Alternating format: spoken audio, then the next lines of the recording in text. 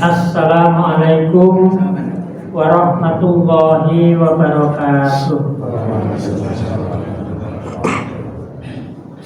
Hamdan wa syukran lillah, asyhadu an la ilaha illallah wahdahu la syarika lah, wa asyhadu anna Muhammadan abduhu wa rasuluhu la nabiyya ba'da. Allahumma sholli wa sallim wa barik ala Muhammad wa ala alihi wa ashabihi wa man tabi'ahum bi ihsanin ila yaumil qiyamah, amma ba'd. Bapak, Ibu, hadirin wal hadirat jamaah salat subuh Masjid Baitur Rahman yang berbahagia dan dirahmati Allah. Alhamdulillah, kita bersyukur kepada Allah Subhanahu wa taala pada pagi hari ini kita kembali bisa untuk menghadiri salat subuh secara berjamaah di masjid ini. Mudah-mudahan Allah meridhoi dan menerima ibadah salat subuh kita. Amin. Salawat serta salam semoga Allah limpahkan pada Rasulullah Muhammad Sallallahu Alaihi Wasallam. Pada pagi hari ini Taklimul Quran kita lanjutkan.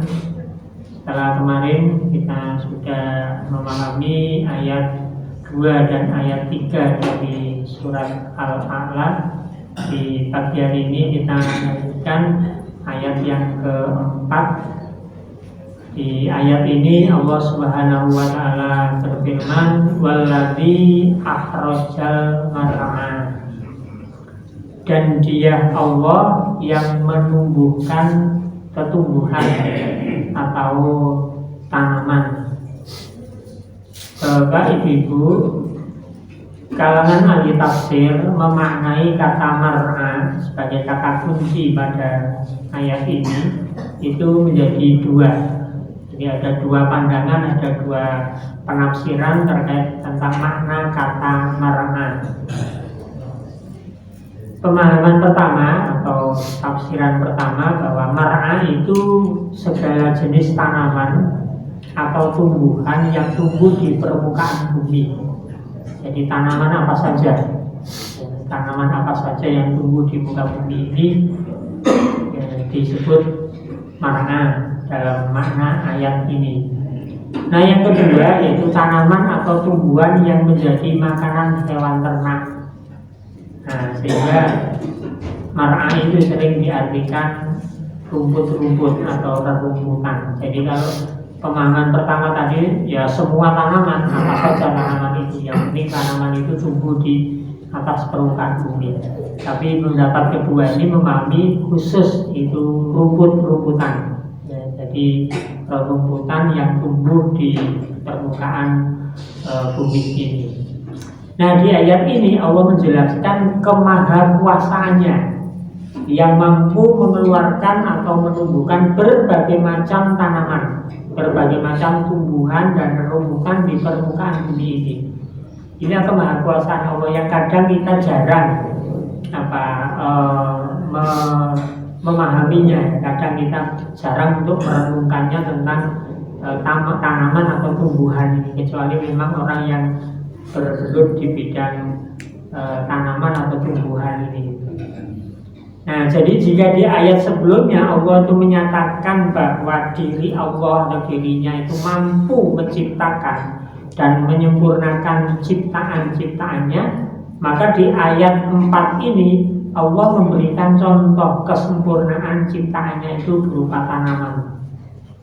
Jadi salah satu contoh kekuasaan Allah adalah menciptakan tanaman itu.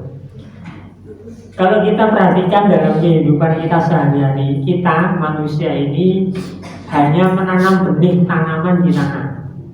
Kita menanam benihnya, menaruh benihnya itu di tanah. Sementara yang menumbuhkan benih itu menjadi tumbuhan, menjadi tanaman yang tumbuh, itu adalah Allah Subhanahu wa taala. Buktinya mana? Kalau kita mengatakan bahwa yang menumbuhkan itu adalah Allah, karena ada dari kemarin saya sampaikan itu ya, ada seorang ahli fisikawan ini yang tidak percaya tentang itu. Sehingga kalau kita lihat buktinya mana? Buktinya adalah betapa banyak benih tanaman yang ditanam oleh manusia ternyata mati. Coba kalau kita nanam apa saja benih, tidak semuanya tumbuh. Ternyata ada yang mati, ada yang gagal, tidak tumbuh menjadi tanaman. Sehingga manusia di situ tidak punya kuasa sama sekali untuk menumbuhkan. Karena dia menanam benih tapi ternyata ada yang tumbuh, ada yang tidak. Kalau yang menumbuhkan itu manusia, yang menanam benih tadi harusnya tumbuh semua. Tapi ternyata realitasnya tidak demikian. Akan tapi betapa banyak atau sebaliknya, betapa banyak tanaman yang benihnya tidak ditanam oleh manusia. Seperti tanaman-tanaman besar, tanaman-tanaman yang sangat tinggi yang ada di hutan belantara, umurnya ratusan bahkan ada yang ribuan tahun.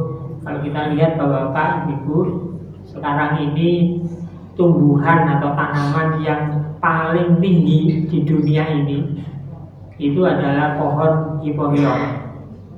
Itu tingginya 115 meter. Sebentar ya, 115 meter. Jadi kalau gedung pencakar langit paling tinggi itu nggak sampai 115 ini.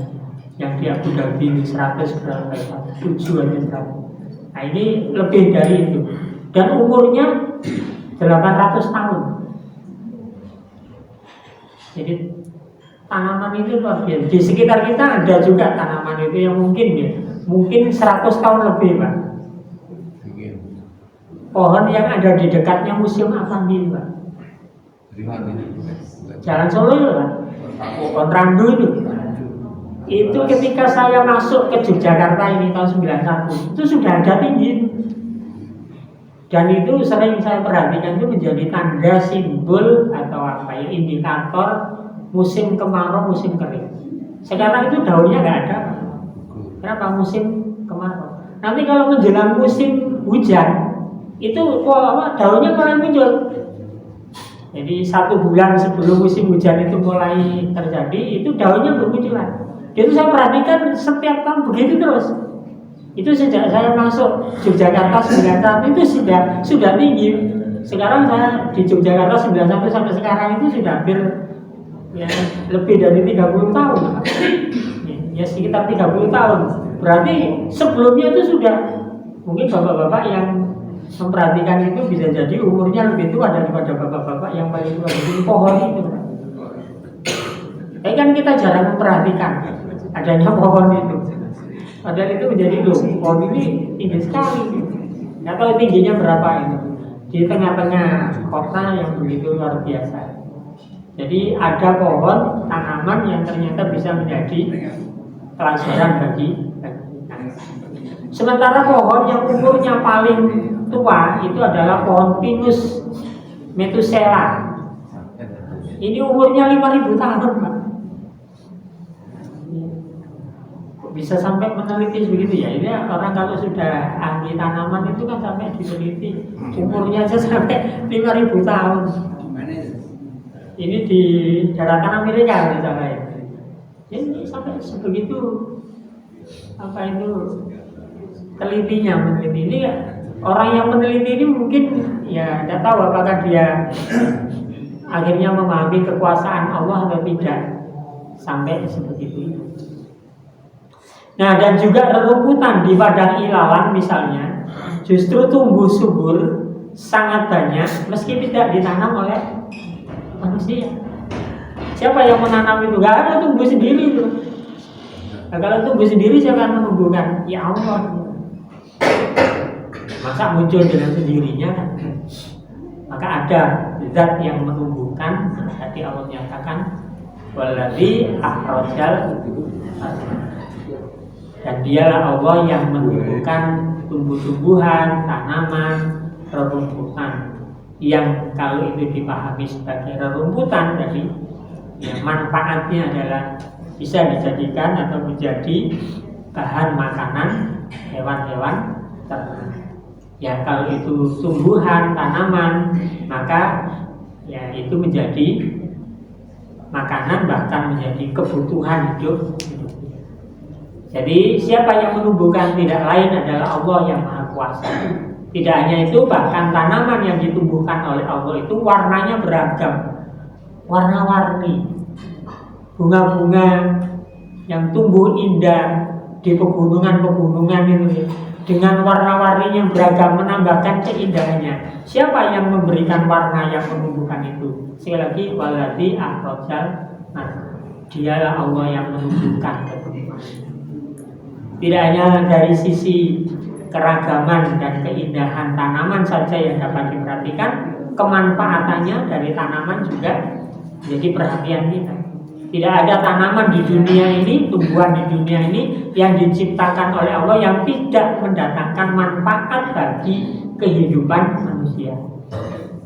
Dengan tanaman itu bisa kita gunakan untuk membangun rumah. Dengan tanaman itu bisa kita gunakan untuk pakaian, jadi pakaian.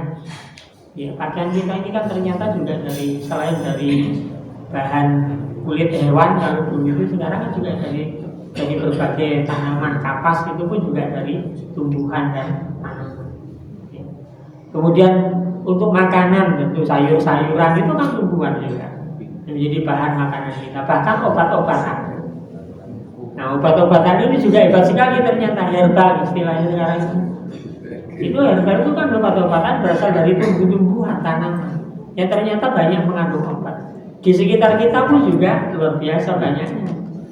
Yang sekarang jarang kita temukan itu, yang namanya tanaman yang ada di sekitar rumah kita, mulai dari jahe, lengkuas, kemudian temulawak, temulireng, apa gitu, banyak sekali.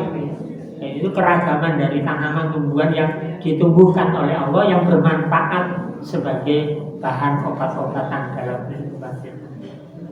Nah, harusnya kita banyak bersyukur ya, karena diberi oleh Allah nikmat berupa tumbuhan dan tanaman-tanaman. Nah, sekali lagi Allah menjelaskan waladzi akhrajal mar'ah. Nah, kemudian di ayat yang kelima, faja'alahu utsa'an ahwa. Lalu dia Allah menjadikan ketumbuhan itu kering, kehitam-hitam, mati, Pak. Jadi ayat ini ya memberi juga peringatan pada kita, selain informasi tapi juga memberi peringatan bagi kita. Setelah Allah menjelaskan bahwa dialah yang berkuasa menumbuhkan tanaman yang beraneka ragam di muka bumi ini, kemudian di ayat ini Allah menyebutkan bahwa tanaman-tanaman tersebut pada saatnya nanti akan mengalami masa layu, pada saatnya nanti akan kering dan akhirnya mati. Meskipun tadi umurnya 5.000 tahun, itu tidak akan hidup selamanya. Saatnya nanti dia akan mati tanaman. Karena kita tadi usianya 5.000 tahun, berarti ini mati-mati ini, nggak bisa mati jangan-jangan. Nah, saatnya nanti Allah mengatakan akan husa'an ahwa, akan kering kehitam-hitam, akan menjadi layu dan akhirnya mati. Penjelasan ayat ini disampaikan untuk menyadarkan kita manusia bahwa sesungguhnya kehidupan di dunia ini sifatnya fana, sementara, atau ada akhirnya, akan hilang, akan mengalami akhir seperti tumbuhan yang mati. Begitu juga kehidupan manusia, diawali dari keadaan lemah ketika lahir, dalam keadaan dhofin, ya, dalam keadaan dhaif ketika masih menjadi bayi. Nah, kemudian dari yang dhofin itu menjadi kuat, mengalami pertumbuhan. Ya, kita tumbuh, lahir bayi lemah, tumbuh menjadi anak-anak, tumbuh menjadi remaja, tumbuh menjadi pemuda, sampai akhirnya jadi orang dewasa, kuat, gagah. Kan siklusnya begitu. Nah, setelah nanti kuat, gagah, nah itu kata Allah kemudian kembali lagi pada keadaan dhofin wasaiban, lemah kembali dan berubah. Ini simpun berubah, ini kamu gitu tetap sehat, kuat, gagah. Namun mulai tuyu-tuyu kok nih, ngelampani gitu mulai. yang sudah mulai rambutnya sedikit muncul putih, banyak putih. Ini kan sudah yang kemarin wah sehat, kuat, gagah. Kalau disuruh berlari-lari gitu masih kuat, sekarang suruh lari-lari sudah menggel-menggel kan. Karena siklusnya begitu. Tidak ada yang kuat. Seorang pemain sepak bola yang ketika usia antara 20 sampai 30 tahun itu wah larinya kencang, ngejar bola itu begitu masuk usia 40 itu kan melayu ngejar bola itu kan napasnya megap-megap. Petinju yang kalau usianya ketika 20 sampai 30 tahun wah masih hebat ya, kayak Mike Tyson dulu itu wah hebatnya luar biasa. Muhammad Ali dulu seperti apa, sekarang sudah kondisinya sudah menurun ya. Ini kan harusnya kita ternyata siklus kehidupan manusia. Makanya peringatannya apa? Ketika kita masih dalam keadaan sehat, kuat, gagah itu jangan takabur, karena ada batasnya nanti. Ada batasnya. Tapi sekarang kan yang terjadi banyak manusia itu yang lupa dengan makanya diberi peringatan oleh Allah ini dengan memberikan contoh tumbuhan aja, tanaman tadi ada yang usianya sampai ribuan tahun itu faja'alahu husa'an ahwa, pada saatnya nanti akan kering, akan kehitam-hitaman, akan menjadi layu dan mati, berakhir hidupnya. Nah kalau sudah diberi pelajaran seperti itu kok manusia masih masih takabur, masih tak sadarkan diri, nah itu manusia yang tidak bisa untuk mengambil pelajaran dalam kehidupan. Nah bapak-bapak, ibu-ibu yang dirahmati Allah, kemudian pelajaran lain yang dapat diambil dari ayat ini adalah bahwa kematian adalah sunatullah yang pasti terjadi. Tidak ada di dunia ini yang bersifat kekal. Semua yang bernyawa pada akhirnya akan mengalami kematian. Hanya saja ada yang mengalami kematiannya cepat, ada yang sedang, ada yang lama. Tumbuhan pun juga demikian. Ketika mengalami kematian itu tumbuhan coba, kan rerumputan itu ada yang cepat sekali mengalami kematian. Begitu juga dengan tanaman-tanaman yang lain, bunga-bunga. Ya kalau kita tanam bunga itu ya, siklusnya kan gitu. Ya, bunga anggrek, aduh indah banget, ketika tidak bunyinya hanya seminggu sudah rontok, sudah layu. Nah itu kan iblis seperti itu ya. Oleh karena itu ketika ada yang mengalami kematian, nah ini kalau ada yang mengalami kematian, tidak perlu disesali dan diratapi sampai sedemikian rupa. Kenapa? Karena itu sudah tua, bersedih karena ditinggal wafat oleh orang yang dicintai, tentu boleh, wajar kita bersedih. Apalagi sudah hidup bersama-sama ya, berpuluh-puluh tahun, tiba-tiba salah satu darinya meninggalkan terlebih dahulu, tentu akan bersedih. Tetapi tidak boleh larut dalam kesedihan yang berkepanjangan. Karena itulah Rasulullah memberi batasan berduka. Karena ditinggal wafat oleh orang yang dicintai itu cukup 3 hari saja, jangan lama-lama. Setelah 3 hari selesai harus sudah move on, bangkit kembali. Jangan terus larut sampai nggak mau makan, nggak mau minum, saking sedihnya. Sudah sunatullah, kenapa sudah sunatullah kok tidak harus disedih sampai sebegitunya? Nggak usah, nggak perlu. Ya 3 hari sudah kita bangkit kembali. Cuma kadang ya tadi apa itu hati perasaan manusia itu kadang memang ada yang susah untuk segera move on. Ini yang biasanya terjadi susah move on itu bapak-bapak mau ibu-ibu.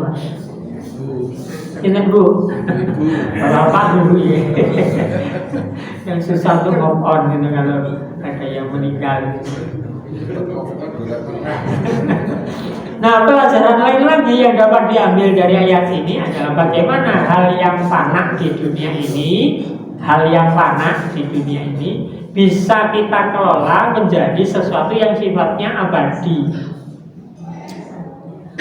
Jadi misalkan ya umur kita atau usia atau umur kita, baik itu usia atau umur kita, itu kan fana tadi ya di dunia. Tapi bagaimana bisa kemudian dikelola menjadi yang abadi. Abadi artinya berarti tidak hanya di dunia ini. Usia dan umur itu berbeda. Kemarin sudah saya sampaikan, usia dan umur itu berbeda. Usia adalah waktu atau masa kehidupan manusia selama di dunia yang ada batasnya, yaitu ajal, kematian. Ajal itu tidak dapat dimajukan dan diundurkan. Ia selalu tepat waktu dan pasti datang. Bapak-bapak tidak bisa untuk minta maju mundur gitu ya. Allah menyatakan walikulli ummatin ajal. Dan bagi tiap-tiap umat, ya, tiap-tiap manusia juga itu punya ajal, punya batas waktu kehidupan di dunia ini. Kita semua, cuma sayangnya kita itu tidak tahu. Kalau kita tahu ajal kita itu enak banget, Pak. Gitu. Kalau kita tahu, oh besok habis maghrib akan meninggal, Mas. Sedinopul pun buatan medal-medal gue ibadah terus. Karena apa tahu? Tapi karena nggak tahu makanya ya ditunggu aja sambil menunggu kita berbuat kebaikan. Fa'idza jaa ajaluhum, maka apabila ajal itu bagi mereka sudah waktunya datang, la yastakhirun, tidak bisa diundur, tidak bisa diakhirkan, diundur-undur saatan waktunya. Wala yastakdimun, dan juga tidak bisa untuk dimajukan. Ya, karena sudah pasti tadi, pasti kedatangannya tidak akan mungkin meleset. Nah ini, jadi maka hati-hati bapak-bapak yang ajal kita ini. Nah ajal kita itu kan fana. Ya, fana artinya ada batas akhirnya. Tapi umur kita bisa kita jadikan sebagai umur yang abadi. Sedangkan umur adalah isinya masa kehidupan sejak ia balik sampai ia mengalami kematian. Umur ada yang baik dan ada yang buruk. Umur yang penuh dengan kebaikan akan selalu dikenang, sehingga akan bertahan secara terus-menerus dan tidak akan layu, bahkan bertahan sampai dibawa ke akhirat. Di umur kita itu bisa kita bawa sampai ke akhirat. Inilah keabadiannya. Kalau umur kita itu baik, maka nanti di akhirat umur kita itu akan ya bertahan terus. Dengan kebaikan itu kita akan bahagia dengan umur itu. Begitu juga ketika umurnya itu buruk, dia pun juga akan bertahan sampai selamanya di mana? Ya di neraka, di kesengsaraan karena keburukannya. Maka jangan main-main dengan umur. Jangan main-main dengan isi kehidupan ini. Dan bagaimana kita bisa membuat umur kita itu baik dan buruk? Ya ketika di dunia ini. Di dunia inilah kita bisa untuk mendesain ya, umur kita itu baik atau buruk, supaya bisa kita dapatkan keabadian ya, sampai kita bawa besok ke akhir. Nah selain umur, misalkan harta itu sifatnya fana di dunia ini, dapat dikelola menjadi abadi. Harta yang fana yang akan habis itu bisa kita kelola menjadi harta yang abadi. Harta jika hanya digunakan untuk memenuhi kebutuhan duniawi saja, maka sirna akan hilang. Setelah kita makan, kita nikmati, harta itu akan hilang, akan terbuang ya ke septic tank. Ya, kemudian menjadi tubuh kita, daging, darah kita yang nanti juga akan berakhir, akan ada batasnya. Akan tapi jika harta tersebut diinfakkan, disodakohkan, dizakatkan di jalan Allah, maka harta tersebut akan menjadi harta yang abadi. Dan harta yang sesungguhnya yang kita miliki itu adalah harta yang harta yang Nah ada satu cerita yang disampaikan oleh sahabat Abdullah ibnu Mas'ud dalam satu riwayat bahwa Rasulullah bersabda ya, jadi Rasulullah bertanya kepada para sahabatnya, ayyukum malu warisihi ahabbu ilaihi min malihi. Jadi Rasulullah bertanya kepada para sahabat, adakah di antara kalian yang lebih mencintai harta ahli waris daripada hartanya sendiri?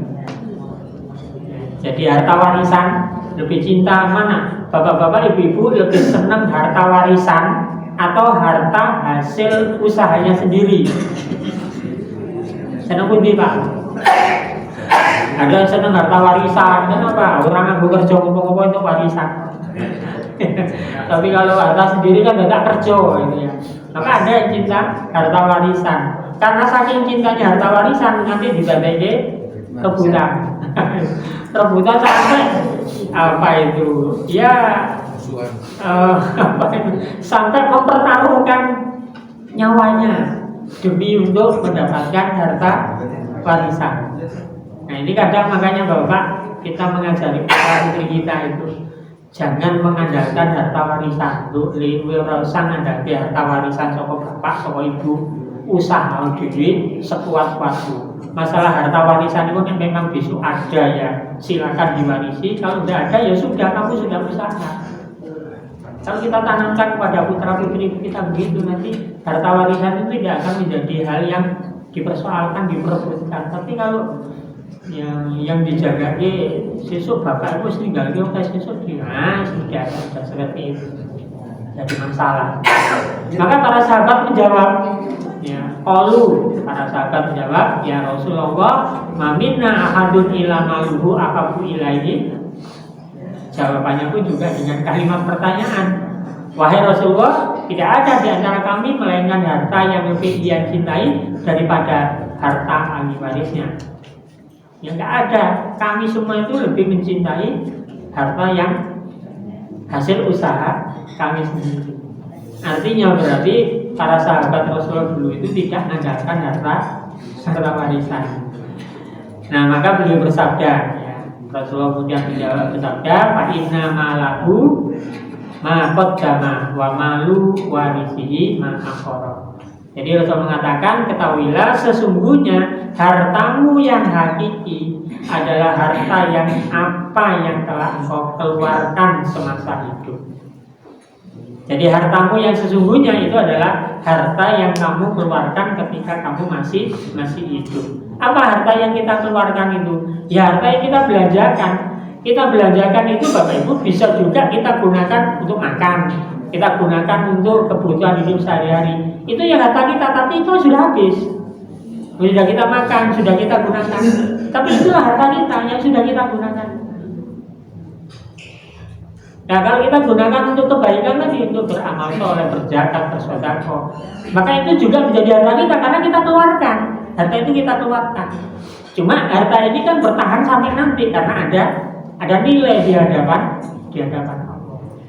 Nah, sedangkan harta yang belum kalian gunakan, belum kamu gunakan, masih ada dan ketika kamu itu meninggal, maka harta itu bukan lagi menjadi milikmu, bukan menjadi hartamu, tapi harta itu sudah menjadi milik ahli warismu.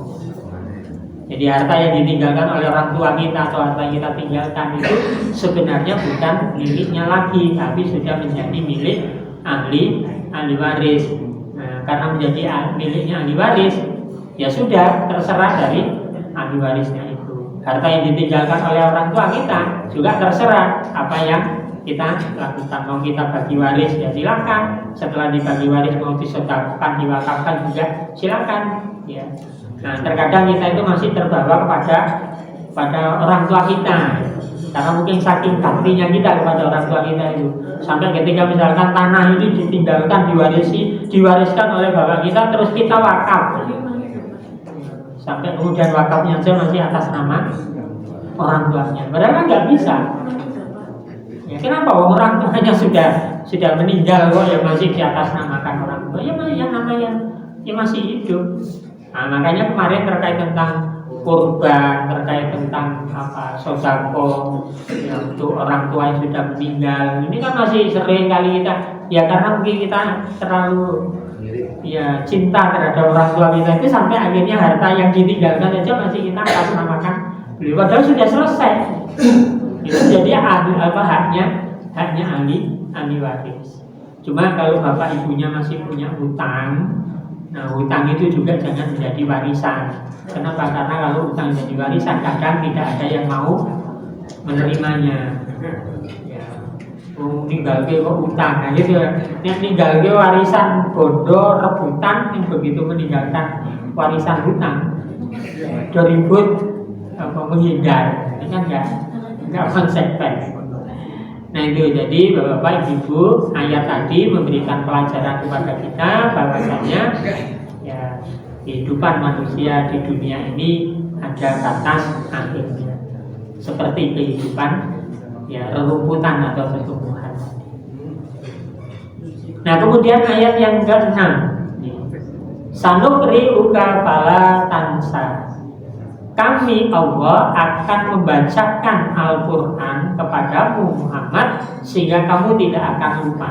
Ini pada waktu saya menjelaskan asbabun nuzul dari ayat ini yang sudah kita sampaikan, bahwa ayat ini turun karena ada kekhawatiran pada diri Rasulullah SAW pada saat itu, ya karena ini awal-awal ayat atau Quran turun. Jika hafalan Al-Quran yang ada di memorinya Rasulullah itu tiba-tiba hilang, ya, jadi Rasulullah khawatir.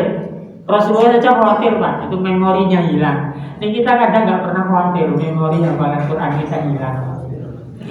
Makanya kadang kita ya jarang menjaga hafalan Quran kita. Ya hafid, ya yang hafidho itu yang menjaga, kita jarang.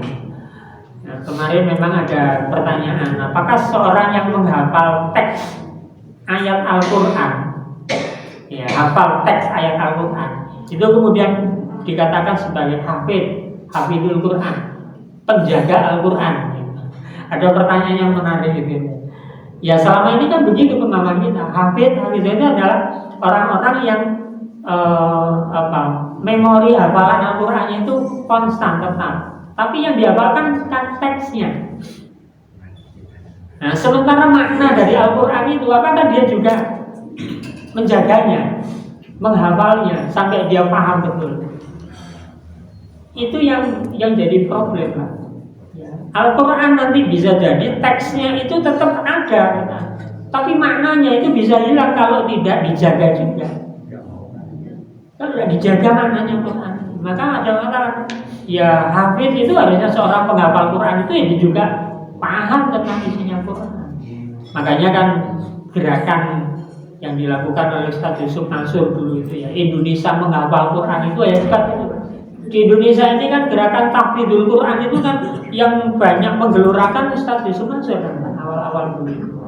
Tahfidzul Quran sebelumnya di pondok-pondok pesantren sudah ini ya, tapi gerakan itu menjadi sangat sangat masif sehingga lahir muncul rumah-rumah tahfidzul Quran di mana-mana.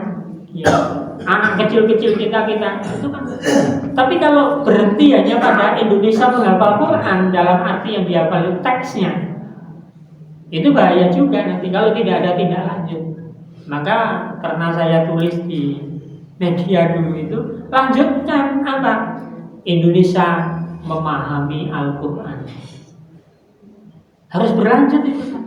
Tapi kan saya nggak berlanjut. Gerakan Tafhimul Quran kita nggak masif. Gerakan mengkaji Al-Quran tidak masif. Sehingga jarang sekarang. Kalau kemarin muncul rumah tahfidz Quran, harusnya sekarang muncul rumah Tafhimul Quran. Di mana-mana ditumbuhkan. Rumah tahfidz tadi itu tidak hanya menjadi rumah untuk menghafal teksnya Al-Quran, tapi juga menjadi rumah untuk mempelajari isinya Quran, memahami isinya Quran. Nah kalau nanti endingnya terakhir, kalau kita kepingin seperti Rasulullah dulu, ya jadikan Indonesia ini menjadi ya negara yang rakyatnya mengamalkan Al-Quran, takmilul Quran. Terakhir lah, kalau sudah paham, jangan hanya paham di memorinya saja juga, harus diamalkan. Nah kalau itu terjadi, baldatun thayyibatun wa rabbul ghafur akan terlaksana. Seperti lagu MTQ dulu. Jadi lagu MTQ kan ada lagunya itu, yang terakhir itu kan baldatun thayyibatun wa rabbul ghafur pasti terlaksana. Masih ingat saya lagu MTQ dulu itu, sekarang jarang dikumandangkan itu karena ini Al-Quran tidak hanya diperlombakan tapi juga diamalkan. Nah Rasulullah khawatir kalau memori hafalannya itu kemudian hilang. Maka dengan perasaan cemas, dengan rasa yang kepingin agar bacaannya itu tetap bertahan di memori beliau, maka beliau kemudian mengulang-ulang bacaan Al-Quran itu, diulang-ulang lagi. Nah melihat kecemasan Rasulullah itulah, maka Allah kemudian mengutus malaikat Jibril untuk menyampaikan jaminan Allah dengan menurunkan ayat ini. Jadi ayat ini diturunkan untuk memberikan jaminan apa? Sanuqri'uka fala tansa. Kami Allah akan membacakan Al-Quran kepadamu Muhammad sehingga kamu tidak akan lupa. Artinya Allah memberi jaminan bahwa Rasulullah itu ketika sudah diberikan Al-Quran tertancap di dalam memori dan hatinya, maka sejak saat itu tidak akan lupa lagi. Nah, jadi kata tansa memang kalangan ahli tafsir berbeda pendapat terkait tentang makna ini tadi, sama dengan kayak mar'a tadi itu. Pendapat pertama mengatakan bahwa kata tansa yang berakar dari kata nisyan itu artinya lupa. Nah, sehingga ayat di atas bermakna bahwa kami akan membacakan Al-Quran kepadamu Muhammad sehingga kamu tidak lupa. Nah, jadi Rasulullah tidak akan pernah lupa terhadap ayat-ayat Al-Quran yang telah disampaikan oleh malaikat Jibril kepadanya. Sehingga ayat ini sekali lagi menjadi jaminan bahwa hafalan Al-Quran Rasulullah itu terjaga. Cara Allah untuk menjaga Al-Quran salah satunya adalah di masa Rasulullah. Nah, kemudian yang kedua, pendapat kedua memahami bahwa kata tansa yang berakar dari kata nisyan tadi itu artinya atarku. Jadi makna dari kata tansa itu artinya atarku apa? Meninggalkan. Sehingga ayat di atas bermakna bahwa kami akan membacakan Al-Quran kepadamu Muhammad sehingga kamu tidak akan meninggalkannya. Kalau tadi lupa, tapi ini kamu tidak akan meninggalkannya. Apa yang tidak ditinggalkan oleh Rasulullah, Bapak Ibu? Yang tidak ditinggalkan adalah pengamalannya. Yang tidak ditinggalkan pengamalannya. Jadi Rasulullah setelah menerima ayat-ayat Al-Quran, maka beliau tidak pernah meninggalkan untuk mengamalkannya. Pasti dan selalu diamalkan. Oleh karena itulah Ibunda Aisyah radhiyallahu anha ketika ditanya oleh salah seorang sahabat bagaimana akhlaknya Rasulullah itu, bagaimana watak dan perilakunya Rasulullah itu, beliau mengatakan bahwa akhlaknya Rasulullah itu adalah Al-Quran. Al-Quran itu watak kepribadian, Al-Quran itu perilakunya Rasulullah. Gambaran perilakunya Rasulullah itu ya Al-Quran. Maka Rasulullah adalah Al-Quran yang hidup, Bapak-bapak itu. Al-Quran yang nilai-nilainya nyata, tidak hanya berada di atas langit, betul-betul nyata. Nah, sekarang itu Quran itu nilai-nilainya di awang-awang. Kenapa di awang-awang? Karena nggak pernah menjadi kenyataan. Makanya Pak Quraish Shihab sampai membuat buku yang judulnya Membumikan Al-Quran. Kenapa? Mungkin saking gemesnya Pak Quraish Shihab itu, Quran kok hanya di langit terus itu loh, di awang-awang, nggak pernah membumi. Kenapa? Karena umat Islam satu tidak paham isinya Quran, karena tidak pernah membaca maknanya, nggak paham. Yang dibaca teksnya saja, Arabnya, tapi nggak paham isinya. Bagaimana mungkin kemudian nilai-nilainya itu menjadi nyata? Wah, nggak dipahami. Ini yang kekurangan dari kita itu. Quran sudah kita jadikan sebagai kitab suci, ya, tapi pernahkah kita untuk mengkaji, memahaminya, membacanya? Terus setelah paham itu diwujudkan dalam kenyataan? Berapa persen dari umat Islam itu? Bahkan ada yang menjadikan Quran itu hanya sebagai pajangan hiasan di atas lemari yang tidak pernah dibuka setahun sekali kalau bulan Muharram untuk dibersihkan karena katanya ini jimat. Barang siji itu di rumah dibersihkan dari debu, setelah dibersihkan kembalikan lagi, nggak pernah dibuka. Oh, ini kitab suci, tidak sembarangan orang boleh memegangnya. Hanya jadikan apa kalau seperti itu? Quran itu tidak untuk itu. Inilah kelemahan umat Islam sekali lagi. Maka yang tidak pernah ditinggalkan oleh Rasulullah itu adalah pengamalannya. Nah, untuk mengamalkannya tentu harus paham. Maksud mengamalkan nggak paham itu lah ya apa sih yang diamalkan. Maka tadi diawali dari membaca, ya menghafal, memahami, setelah paham diamalkan. Jangan hanya juga dipahami tapi tidak diamalkan. Nah, kemudian ayat yang ketujuh, illa masya Allah innahu ya'lamul jahra wa ma yakhfa. Kecuali kalau Allah menghendaki, sesungguhnya Dia Allah mengetahui yang terang dan mengetahui yang tersembunyi. Kalimat illa masya Allah, kecuali yang Allah menghendakinya, mengandung makna bahwa ada ayat-ayat atau ada wahyu yang telah dibacakan oleh malaikat Jibril kepada Rasulullah, tetapi kemudian Rasulullah memang dilupakan oleh Allah. Kenapa kok dilupakan? Ya, mengapa Rasulullah kok menjadi dilupakan terhadap ayat atau wahyu yang diterimanya itu? Karena wahyu tersebut syariatnya telah dihapus, atau dalam bahasa kajian tafsir itu dimansuh oleh Allah sehingga tidak tersampaikan kepada para sahabatnya. Setelah dibacakan kepada Rasulullah nggak jadi diberlakukan, dihapus oleh Allah. Caranya bagaimana? Rasulullah dilupakan tadi sehingga lupa dengan apa yang pernah diterima oleh Rasulullah. Karena memang begitu ketentuannya Allah. Jadi yang menghapus atau yang memansuh ayat itu, firman atau wahyunya Allah tadi itu Allah sendiri, bukan Rasulullah, bukan sahabat, bukan orang lain. Jadi yang menghapus bukan Rasulullah, ini yang harus dipahami. Karena ada yang mengatakan Rasulullah yang menghapus, nggak berhak Rasulullah itu menghapus. Jadi ayat itu memang dilupakan tadi itu.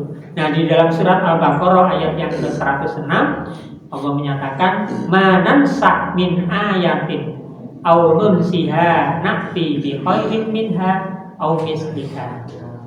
Ayat yang kami batalkan kata Allah, atau yang kami hilangkan dari ingatan Rasulullah, pasti kami ganti dengan yang lebih baik atau yang sebanding dengannya.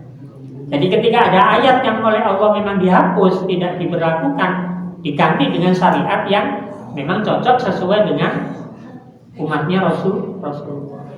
Cuma persoalannya ini Pak, dengan demikian memang ada wahyu yang diterima oleh Rasulullah kemudian dibatalkan oleh Allah. Hanya saja wahyu tersebut di surat apa atau ayat berapa tidak diketahui. Kenapa? Karena Rasulullah sendiri juga sudah dilupakan oleh Allah. Jadi kalau kita ditanya mana ayat Allah yang dimansuh, ada enggak yang mana? Ya nggak tahu, nggak pernah tersampaikan kepada para sahabat. Cuma Allah menyatakan ada ayat yang wahyu yang oleh Allah dibatalkan. Yang tahu ya hanya Allah. Bahwa Rasulullah saja dilupakan, Rasulullah aja nggak ingat. Nah, sehingga tidak bisa kita cari di Al-Quran itu.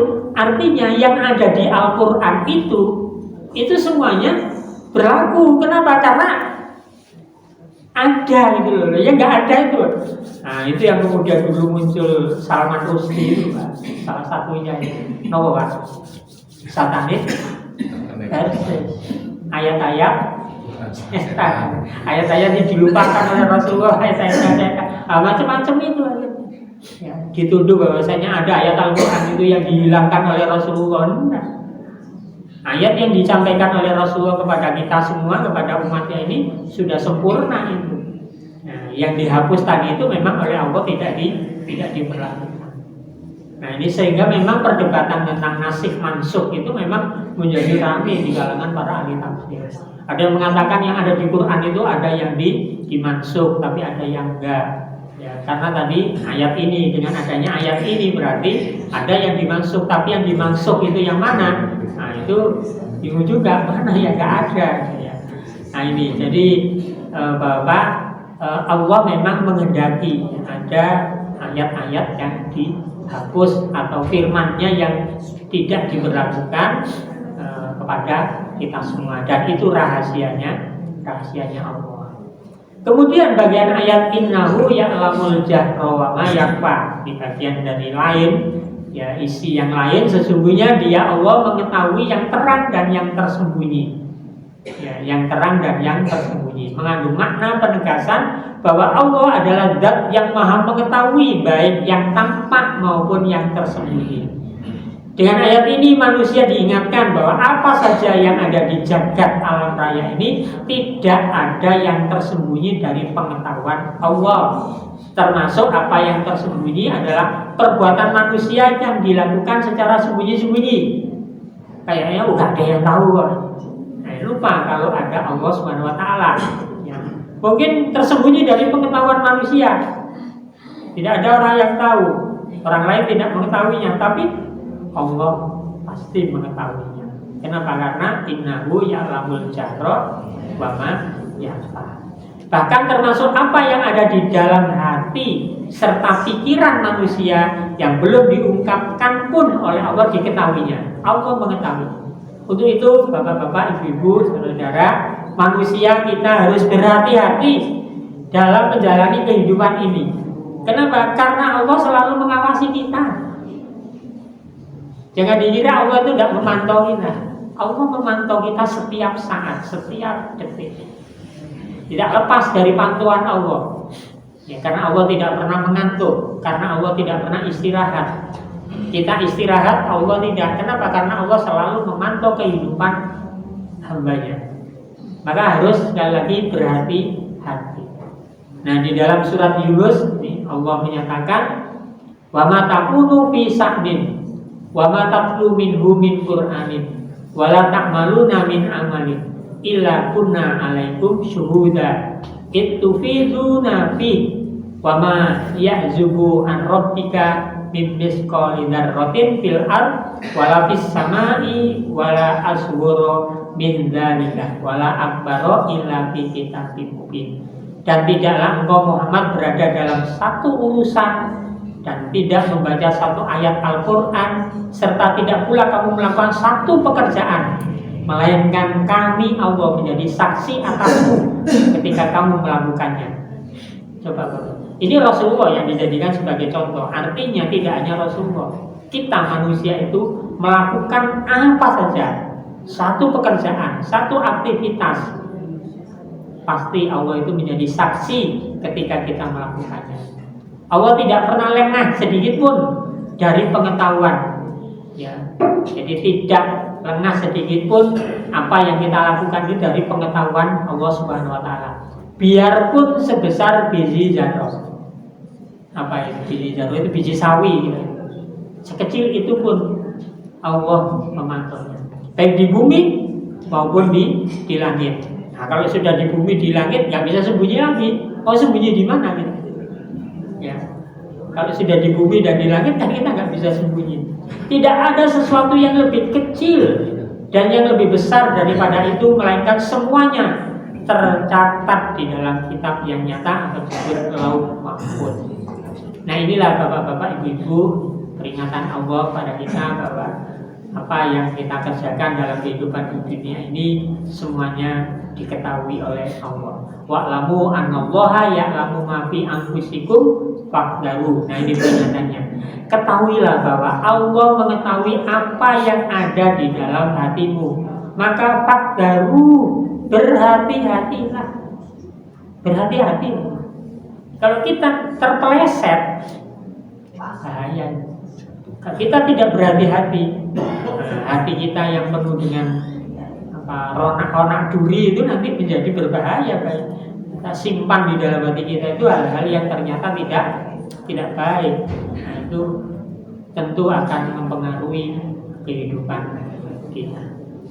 Nah, Bapak, Ibu, saya kira sampai ayat 7 ya, karena waktunya sudah habis. Mudah-mudahan peringatan-peringatan Allah yang diberikan atau disampaikan oleh Allah di dalam surat Al-A'la ini betul-betul bisa menjadi pelajaran bagi kita semua. Mudah-mudahan Allah memberikan kekuatan pada kita semua untuk bisa mengamalkan nilai-nilai ajaran yang ada di dalam surat Al-A'la. Mari kita tutup, kita akhiri kajian pada pagi hari ini dengan membaca hamdalah dan doa kafaratul majlis. Alhamdulillahirabbil alamin. Subhanakallahumma wa bihamdika asyhadu an la ilaha illa anta astaghfiruka wa atubu ilaik. Aqulu qouli hadza wastaghfiru innahu wal ghafurur rahim. Assalamualaikum warahmatullahi wabarakatuh.